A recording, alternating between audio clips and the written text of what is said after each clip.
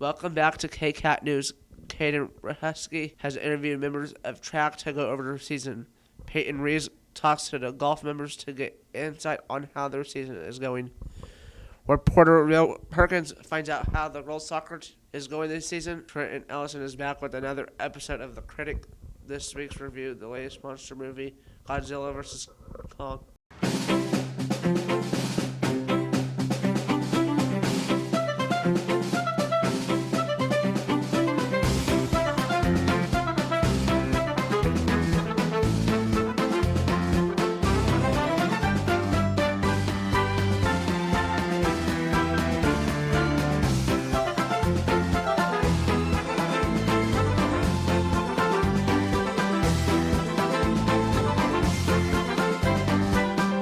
Reporter Caden Husky gets an overview of how the track season is going. On April 20th, the Mulvane track team took fourth. I interviewed the track team on the topic. Far, the season is going very well. I've PR'd mainly all the events I've done, and it is almost over. And we've medaled a lot in the 4x8s. It's going pretty good. I've had some pretty good meets. I got fourth in my last meet. I do the varsity 4x8 and varsity 2 mile, which is a 3200. The CBO future for me and our team is trying to get a good PR and just seeing how we can progress throughout the season, see if we can get better. The season is going decent. It's going all right so far. It's not the best season I would want to have, but it's not the worst season I would want to have. Do the long jump, 4x8, 400, and 4x4. I do the 100-meter dash, I do the 200-meter dash, and I do high jump. The foreseeable future for me and the team, that I do not know. I'll just have to see what comes. I'm hoping to go to state this year, and hopefully we can do pretty good as a team at regionals, and hopefully other people can go to state with me. Good luck to the track team this year. Caden Husky, KCAT News.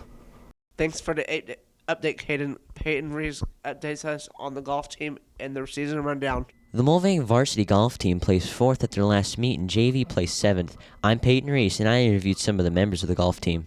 I like playing golf. I've been playing golf with my parents for a while and decided to try it for school, so it's pretty cool. Pretty good so far, and I hope to continue improving on my golf skills. My season's been going all right. So a couple of tournaments I played decently, and then other tournaments not so well. So averaging, it's been okay so far. Favorite club? I'd probably say driver because you get to hit it the furthest. I went out for golf because it's a very fun thing for me to do, and I really enjoy doing it. And it's a very good stress reliever for me. I was at Wellington, and I drove it probably 310 yards. It was downhill with the wind, so. I really went out for golf kind of just to have fun, something to do my senior year, kind of give a break between school and work. My best score this season has been a 104, which was at Chaparral. That's all for now. Good luck to the boys' golf. I'm Peyton Rees, and thanks for watching KCAT News. Thanks, Peyton. Bill Perkins interviews the girls soccer team to break down their current season. Thanks, Jonas. The women's soccer team's 10-1. I caught up with Tegan Garrison, Madison Shaw, and Emma Colby to see what their goals and the team's goals are this year. Some of my goals is to score a goal in the varsity game against a good team, and some of our team goals is to have good communication and work together as a team.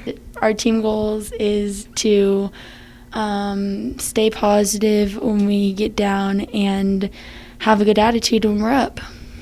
I think my goals would be more like just being able to play and just doing what I think is best for the team. And then I think the team goals would be working together and just having fun, just doing something that we love. Emma Colby said the best part about competing is the adrenaline rush. It gives you that adrenaline rush, and then just doing something that you really love. That for me, that's like my little getaway. Just don't worry about nothing else. Just focus on what I need to be doing. Good luck to the women's soccer team this year. Will Perkins, KCAT News. Thanks, Hyatt. The Critic returns with Trent Ellison as he goes over the movie Godzilla vs. Kong. And they're the last ones standing. I keep reaching for greatness because I'm built from it.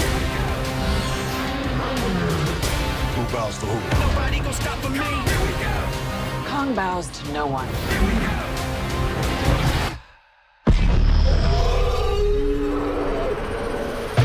Hey, welcome back to The Critic. I'm your host, Trenton Ellison, and today we'll be looking at the brand new kaiju movie, Godzilla vs. Kong.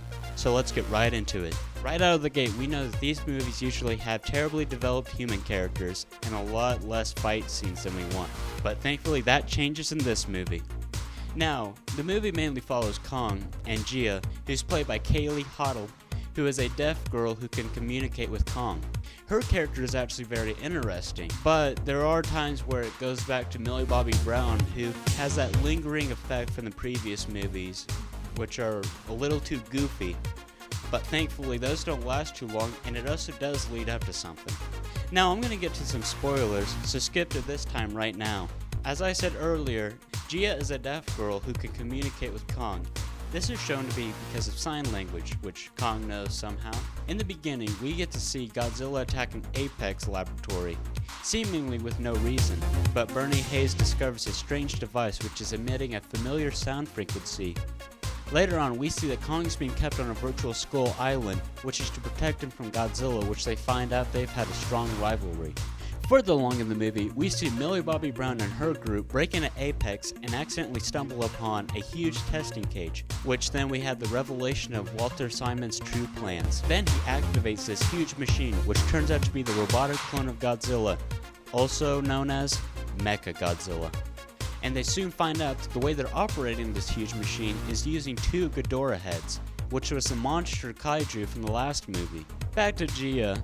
We see them traveling through Hollow Earth, which will be explained once you watch the movie, where Kong finds an axe, which aggravates Godzilla, who then blasts a hole straight through Tokyo down to the core of the Earth.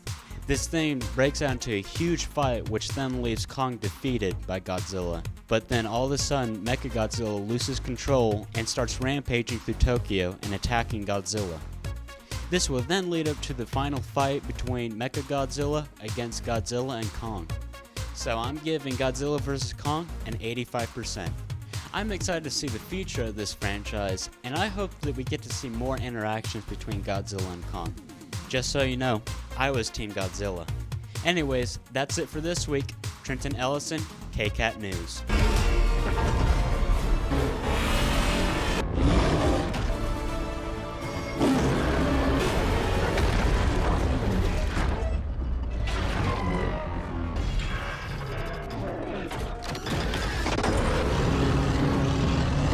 That's all for this week. Thanks for watching KCAT News.